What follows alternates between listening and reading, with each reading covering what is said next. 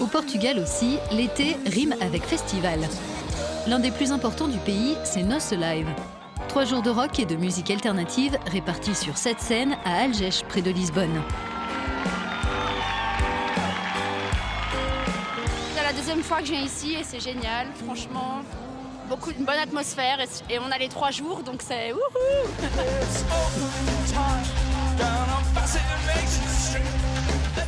Parmi les têtes d'affiche du premier jour, The Cure, qui a revisité ses 40 ans de carrière, et les Écossais de Mogwai. Après le show, Euronews a demandé à l'un de ses membres ce qu'il pense du Brexit. C'est une catastrophe. C'est embarrassant en fait. Je ne comprends pas comment l'opinion d'un petit groupe de gens stupides a pu avoir un tel impact. C'est difficile pour moi parce que je vis en Allemagne et ce sera encore plus dur pour moi d'obtenir un permis de résidence sur place. Donc c'est comme si tout avait basculé. Le rappeur brésilien Emicida a lui fait chavirer la scène clubbing.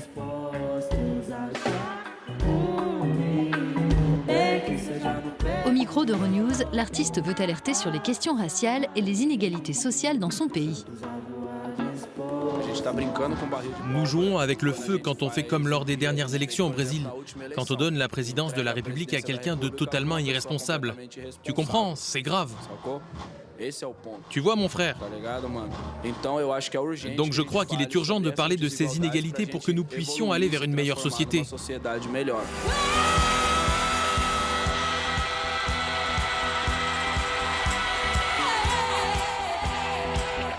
Le deuxième jour, Gossip et Vampire Weekend ont enflammé la scène principale.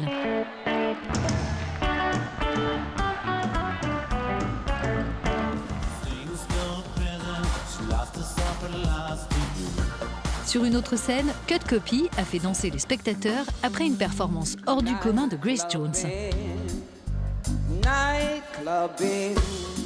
Noce Live se veut tout public, les femmes enceintes avaient un espace réservé.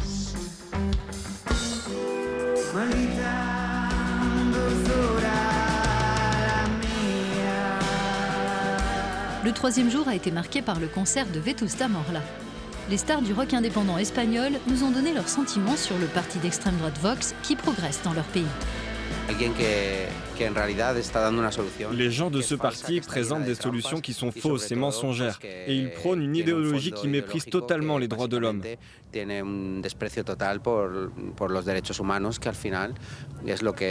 Or, ce sont les droits de l'homme qui, selon nous, devraient régir la coexistence entre les populations et les nations. Marina, Tom York, Gavin James et les Smashing Pumpkins, entre autres, ont clôturé le festival en beauté.